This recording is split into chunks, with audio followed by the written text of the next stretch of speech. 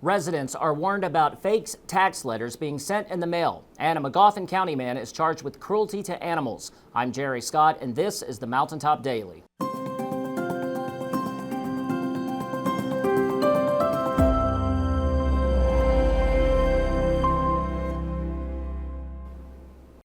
The Floyd County Sheriff's Office is issuing a warning about letters being mailed to area residents that they owe back taxes. The only problem is the letters are fake. Sheldon went to the Sheriff's Office to find out more about the scam. Floyd County Sheriff John Hunt warned residents this week of a collections scam letter circulating in the county. Sheriff's Department Chief Financial Officer Jessica Hall offered more details Friday. On Tuesday, we were contacted by a citizen who had received a letter that stated it was from the internal processing unit and that they owed a large amount of money, and they were asked to contact them to pay immediately. It was in excess of $40,000. And the citizen, of course, became very concerned because the letter looks really valid. All the information was correct, the taxpayer's name, the property location, and it looked very similar to a letter that you would get from the Internal Revenue Service. However, there's no such unit, there's no such division that exists like that. This letter claims to represent the Tax Processing Unit, Internal Processing Service, Floyd County Public Judgment Records, and there's no such division that exists in Floyd County. The Sheriff's Office, Clerk's Office, or no other office would be contacting a person in this way in regards to that large amount of sum of money. So that definitely is false. The letter includes a 1-800 number as an option for settling the debt. Hall said the Sheriff's Office did call the number as part of its preliminary investigation. Someone actually, they did pick up, and it sounds like a lot of times once they start questioning though, they do hang up sometimes, or they continue on with their scam. You know, they insist that it's real, and then at that point, that's when they take further steps. What we do is after we let make the public aware, then we send it on to Attorney General's office, and they take investigative steps, which is on kind of the other side of it, the law enforcement side of it, to see if they can maybe track down where this comes from. Hall said scams similar to this one do come up on a semi-regular basis. We've had so many things, unfortunately, recently. We have actually some calls that show on caller ID or on your cell phone, of course. They come from the Sheriff's Office asking for money, or asking for maybe fines or something, and they threaten arrest, or they threaten, if they don't pay that immediately, someone will come out to their house, and that would never happen. Hunt has asked for those who receive the letter to contact his office at 606-886-6711. Reporting for Mountaintop News, I'm Sheldon Compton. A Magoffin County man has been arrested for cruelty to animals for allegedly torturing a puppy during an argument. Sheriff's deputies were given a video of a man abusing the dog while threatening his mother during an argument over money. Deputies identified the man as 20-year-old Kelsey Jimmy Allen of Salyersville and went to speak to him on Monday. The police report notes that Allen first denied he was the man in the video, but went silent as officers pointed out evidence from the video, such as that he had the same tattoos and was wearing the same shoes as the person in the video. He was also arrested on a warrant for an unrelated misdemeanor theft case. Cruelty to animals is a misdemeanor in Kentucky unless it involves dogfighting. Allen is being held in the Big Sandy Regional Detention Center in Paintsville. Coming up after the break, students flocked to the Middle Creek battlefield today for a step back in history. We'll take you there when the Mountaintop Daily continues. But first, sports and weather. With your Mountaintop Media Sports Report for Sports Director Brittany Rowe, I'm Dave Stanford reporting. In boys soccer Thursday night, the Pikeville Panthers defeated the Paintsville Tigers by a score of 8-0. And a preview of tonight, Friday night high school football games across the region will see the following matchups. All games are set for kickoff at around 7:30. Perry County Central will be taking on Magoffin County. Hazard travels to Prestonsburg tonight.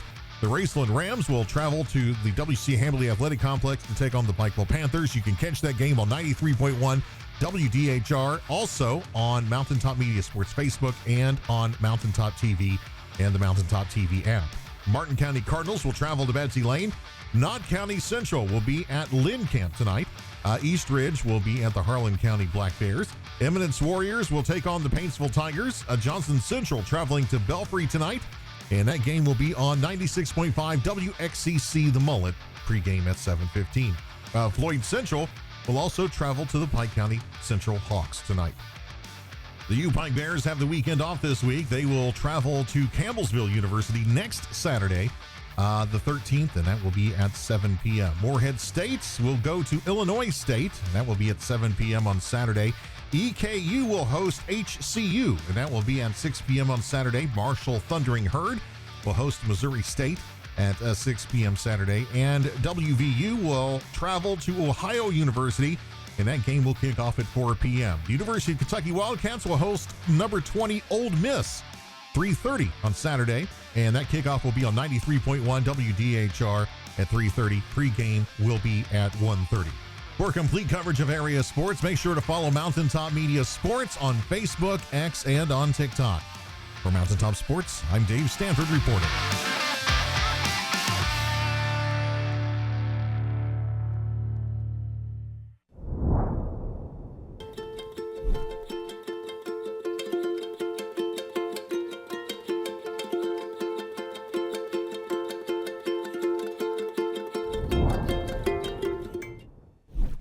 When the government took Social Security away from honest Eastern Kentuckians, Attorney Ned Pillersdorf got the hearings declared unconstitutional.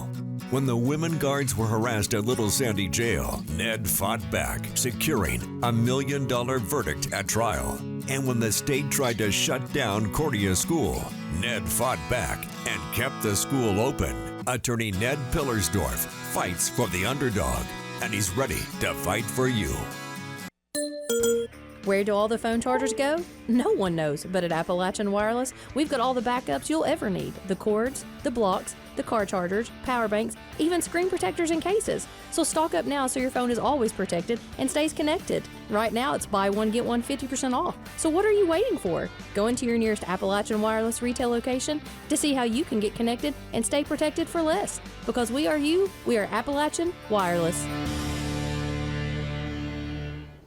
The Battle of Middle Creek reenactment is this weekend, and as always, today was dedicated to teaching school children the history behind the event.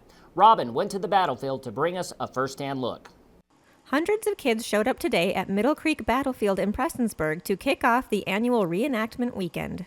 I like dressing up because I like the Civil War. It's interesting. I prefer the Union because my dad's side was on the Union during the Civil War, and my mom's side was on the Confederate during the Civil War, so our family is. Students had the opportunity to purchase souvenirs, handle artifacts, ask questions about history, and even participate in marching drills. Keep a straight line! Hey! Straight line! Now you're going too fast! My normal position, I started out as a drummer boy. I drummed out here on the field, then I moved up to a corporal, and I'm now a sergeant. And what I do here for school days is I drill the kids and show them how it was like, how they were drilled back then, how we prepared for battle.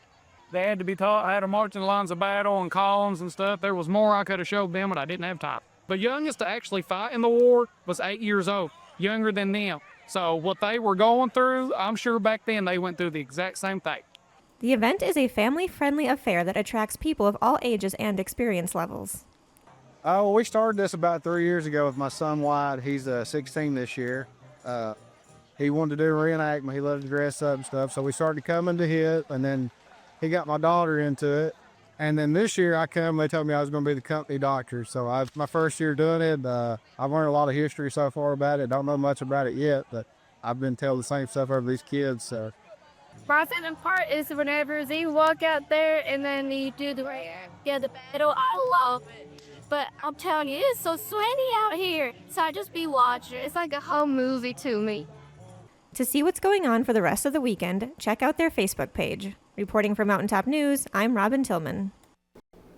That will do it for this edition of the Mountaintop Daily. Be sure to check us out at 6 p.m. every weekday on Mountaintop TV, the Mountaintop TV app, and the Mountaintop News Facebook page. With your Mountaintop Daily, I'm Jerry Scott for Mountaintop News.